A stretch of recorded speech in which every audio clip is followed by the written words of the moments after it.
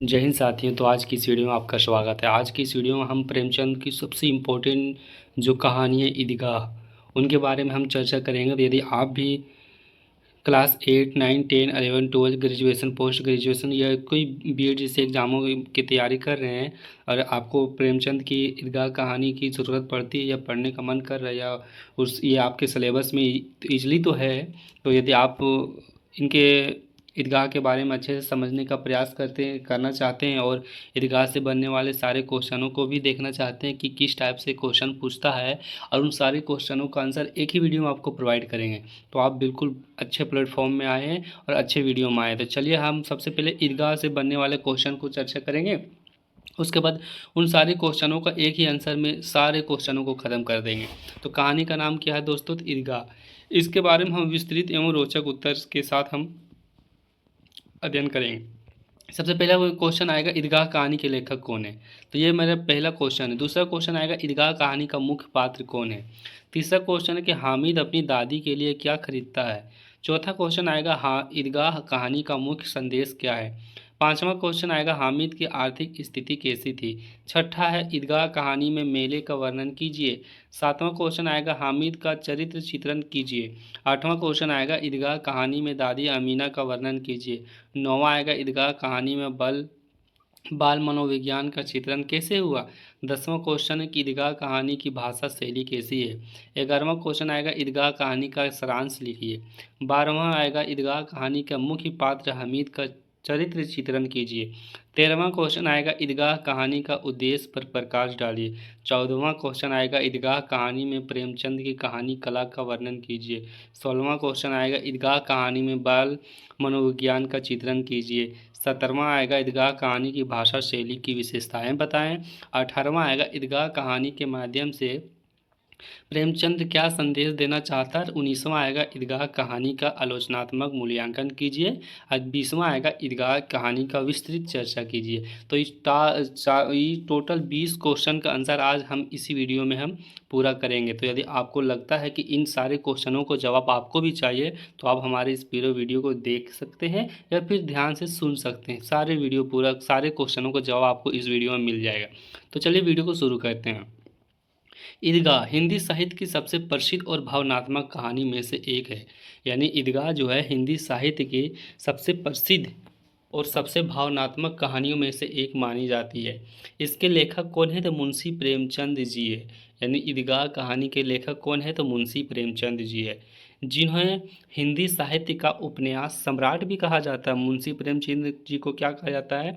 तो हिंदी साहित्य उपन्यास का सम्राट कहा जाता है। यह कहानी केवल एक छोटी बच्चे की कहानी नहीं है, बल्कि प्रेम, त्याग, प्रेम, गरीबी, संवेदना और मानवीय मूल्यों का जीवन चित्रण है। मतलब बोला जाता है कि यह कहानी सिर्फ एक छोटे बच्चे की नहीं है। यह कहानी है त्याग, प्रेम, गरीबी, संवेदना। यानी इसमें कहा जाता है कि एक बच्चा छोटा हामिद नाम का होता है, उसको दादी पैसा देती है और मेला घूमने जाता है। तो वो अपने दादी के बारे में सोचता है कि मेरी दादी जब रोटी बनाती है तो हाथ जल जाता है, फिर ये हो जाता है। तो वो बच्चे ने उस पैसे को बिल्कुल कहीं खर्च नहीं किया और अपने दादी के लिए चिमटा लेकर, इसलिए बोला कि यह कहानी एक छोटे बच्चे की नहीं है, बल्कि त्याग, प्रेम, गरीबी, संवेदना और मानवीय मूल्यों की जीवंत चित्रण है। प्रेमचंद ने इस कहानी में एक छोटे बच्चे हामिद के माध्यम से यह दिखाया कि सच्चा प्रेम और त्याग किसी भी धन दौलत से बड़ा नहीं होता। इसीलिए क्या किया प्रेमचंद ने, इस हामिद के माध्यम से एक छोटा कहानी बनाया जिसमें यह बताया कि एक सच्चा प्रेम और त्याग किसी भी धन दौलत से बड़ा नहीं होता है। कहानी पढ़ते समय पाठक हंसता भी है। कहानी जब पढ़ता है ना पाठक, तो उस समय वो हंसता भी है और कभी कभी भावुक भी हो जाता है और अंत में उसकी आंखों में नमी हो जाती है, क्योंकि कहानी ही इस प्रकार बनाई गई है। तो सबसे पहले हम लेखक का परिचय देखने का प्रयास करते हैं। प्रेमचंद जी का जन्म 31 जुलाई 1880 को लम्ही में हुआ था, जो आगे वीडियो में हम आपको बता दिए हैं। उनका वास्तविक नाम धनपत राय था। उन्होंने हिंदी और उर्दू दोनों भाषाओं में लेखन प्राप्त किया था। प्रेमचंद ने अपने साहित्य में गरीबी की पीड़ा, किसानों का संघर्ष, सामाजिक अन्याय और नारी समस्या, मानवीय संवेदनाएं का अत्यंत सजीव चित्रण भी किया है। उनकी प्रमुख रचनाएं अगर देखी जाए तो गोदान, गबन, कफन, पूछ की रात, ईदगाह आदि है। आज हम ईदगाह कहानी के बारे में हम विस्तृत चर्चा करेंगे। गांव में ईद का दिन था, यानी गांव में क्या था, तो ईद का दिन था। चारों ओर खुशी और उत्साह का वातावरण था, हर तरफ खुशी था। पता ही होगा कि ईद में कितनी खुशी होती है। बच्चे नए कपड़े पहनकर ईदगाह जाने की तैयारी कर रहे थे, और बच्चे नया नया कपड़ा पहन के ईदगाह जाने की तैयारी कर रहे थे। हर बच्चे के चेहरे पर मुस्कान था, हर बच्चे खुशी से झूम उठ रहे थे, क्योंकि उस दिन क्या था, ईद का मेला लगने वाला था। लेकिन इन खुशियों के बीच हामिद की स्थिति सबसे अलग थी। सारे लोगों के पास खुशी थी, लेकिन हामिद के पास ज़रा सभी खुशी नहीं थे। उसका क्या कारण है, तो आगे हम देखने का प्रयास करेंगे। वही बोलता है, लेकिन इन खुशियों के बीच हामिद की स्थिति सबसे अलग थी। हामिद एक गरीब और अनाथ लड़का था। क्यों मतलब अलग थी, क्यों? सारे बच्चों के पास खुशी थे और इसके पास खुशी नहीं था, कि गरीब हामिद जो है एक गरीब और अनाथ लड़का था। उसके माता पिता इस दुनिया में नहीं थे, और उसका माता पिता इस दुनिया में नहीं थे। वह अपनी बूढ़ी दादी आमीना के साथ रहता था। यानी वो हामिद जो है, उसके माँ और बाप नहीं था, तो वो अपने बूढ़ी दादी आमीना के साथ रहता था। घर में गरीबी इतनी थी कि खाने तक की परेशानी रहती थी। यानी घर में इतनी ज़्यादा गरीबी थी कि उसे खाने तक भी परेशानी का सामना उठाना पड़ता था। फिर भी हामिद के चेहरे पर निराशा नहीं था। फिर इतनी कठिनाइयों के बावजूद भी हामिद के चेहरे पे निराशा नहीं था। वह मासूम उम्मीदों से भरा हुआ था, वह मासूम जो है उम्मीदों से भरा हुआ था। उसकी दादी आमीना चिंतित थी, क्योंकि घर में पैसे नहीं थे, और उनकी दादी जो आमीना थी वो बहुत ज़्यादा टेंशन या चिंतित में थी, क्योंकि उसके घर में पैसे बिल्कुल नहीं थे। उसने बड़ी मुश्किल से 3 पैसे बचाए। कितने पैसे बचाए? बहुत मुश्किल से उसने 3 पैसे बचाए। किसने? उसके दादी ने। और हामिद को मेले में खर्च करने के लिए दे दिया। जब हामिद जिद करने लगा कि मैं भी मेला जाऊंगा, तब उसकी दादी ने उसे मेला जाने के लिए उसे 3 पैसा दे दिया। आमीना के मन में डर था कि इतने छोटे बच्चे को मेले में कैसे भेजूं, लेकिन हामिद की खुशी देखकर वह उसे रोक नहीं सका।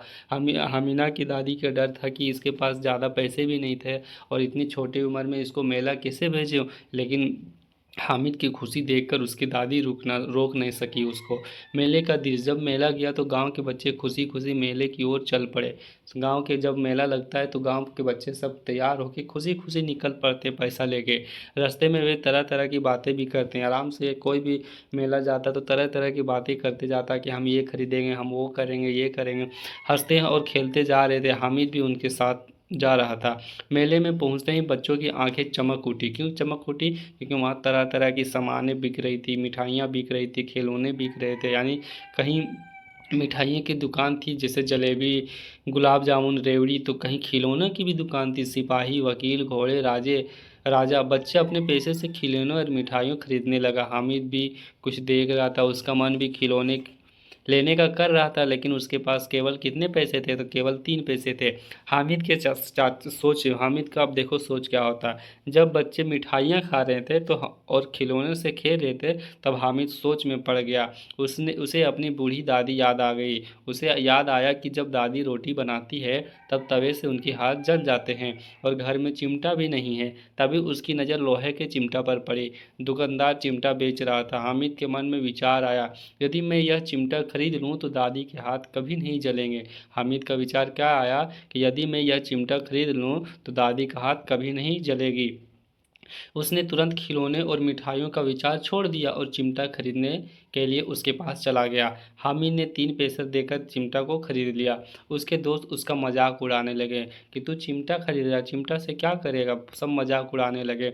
वे बोले, अरे यह भी कोई खिलौना है, तू कितना मूर्ख है। लेकिन हामिद गर्व से बोला। जैसे हामिद को मजाक बढ़ाना उड़ाने लगा, तो वे बोले, अरे यह भी कोई खिलौना है। उसके दोस्त लोग बोला कि अरे यह भी कोई खिलौना है, तू कितना मूर्ख है, तुम कितना पागल है। लेकिन हामिद गर्व से बोला कि मेरा चिमटा तुम्हारे खिलौने से ज़्यादा काम है। मेरा चिमटा जो है तुम्हारे खिलौने से भी ज़्यादा काम है। तुम्हारे खिलौने टूट जाएंगे, लेकिन मेरा चिमटा हमेशा काम आएगा। उसकी बातें सुनकर सभी बच्चे चुप हो गए। घर जब वापस आया, जब हामिद घर पहुंचा तो दादी अमीना पहले तो नाराज़ हुई कि उसने मिठाई या खिलौने क्यों नहीं खरीदा।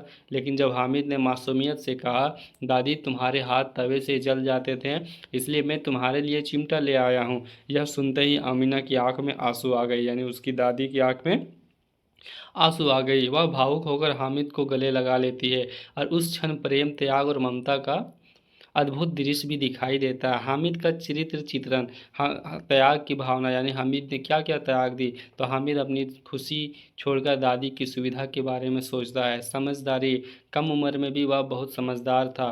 दादी के प्रति प्रेम, उसका अपनी दादी के प्रति गहरा प्रेम कहानी का सबसे सुंदर पक्ष माना जाता है। आत्मसम्मान, यानी दोस्तों के मजाक उड़ाने पर भी वह निराश नहीं होता हुआ। संवेदनशीलता, यानी दूसरे के दुख को समझना उसकी सबसे बड़ी विशेषता है। अमीना का चरित्र चित्रण, अमीना एक गरीब लेकिन स्नेहमयी दादी है। विशेषता क्या आता है कि त्यागमयी, दयालु, चिंतित, हामिद से अत्यधिक प्रेम करने वाली। वह गरीबी भी हामिद को खुशी रखने का प्रयास करती है। वह गरीब रहकर भी वो हामिद को खुशी रखने का प्रयास करती है। अब कहानी का प्रमुख विशेषताएं क्या आता है दोस्तों, कि बाल मनोविज्ञान का सुंदर चित्रण, यानी प्रेमचंद ने अपने बच्चों की मानसिकता का अत्यंत स्वाभाविक चित्रण किया।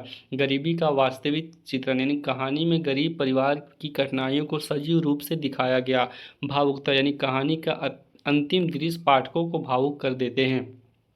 यथार्थवाद, यानी कहानी वास्तविक जीवन के बहुत करीब लगती है, यानी कहानी जो है वास्तविक जीवन से ही ज़्यादा संबंधित लगती है। सामाजिक संदेश, यानी कहानी त्याग, प्रेम और मानवता की शिक्षा भी देती है। कहानी का दृश्य, यानी प्रेमचंद इस कहानी के माध्यम से बताना चाहता है कि सच्चा प्रेम त्याग में भी होता है। इंसान की महानता धन से नहीं बल्कि उसके विचारों से होती है। परिवार के प्रति सब प्रेम सबसे बड़ा सुख है। भाषा शैली, प्रेमचंद की भाषा सरल, सहज और भावपूर्ण था, प्रभावशाली भी था। उन्होंने बोलचाल की भाषा का प्रयोग किया जिससे जिससे कहानी अत्यंत रोचक बन गई। ईदगाह कहानी का महत्व क्या है, तो इसमें नैतिक शिक्षा प्रदान करती है, बच्चों में संवेदनशीलता विकसित करती है, पारिवारिक प्रेम का महत्व बताती है, मानवीय मूल्यों को मजबूत करती है। और आधुनिक संदर्भ में ईदगाह आज के समय में भी यह कहानी उतनी ही महत्वपूर्ण है, क्योंकि आज भी समाज में गरीबी, अकेलापन, संघर्ष मौजूद है। यह कहानी हमें परिवार और रिश्तों की अहमियत समझाती है। अब निष्कर्ष निकालता है भाई कि ईदगाह प्रेमचंद की अमर कहानी, इसमें हामिद के माध्यम से त्याग, प्रेम, समझदारी और मानवता की अद्भुत चित्रण किया गया है। यह कहानी पाठकों को भावुक करने के साथ साथ जीवन की सच्ची सीख भी देती है। प्रेमचंद ने साधारण घटनाओं के को इतनी सुंदरता से प्रस्तुत किया कि यह कहानी आज भी हर पाठक के हृदय को छू लेती है।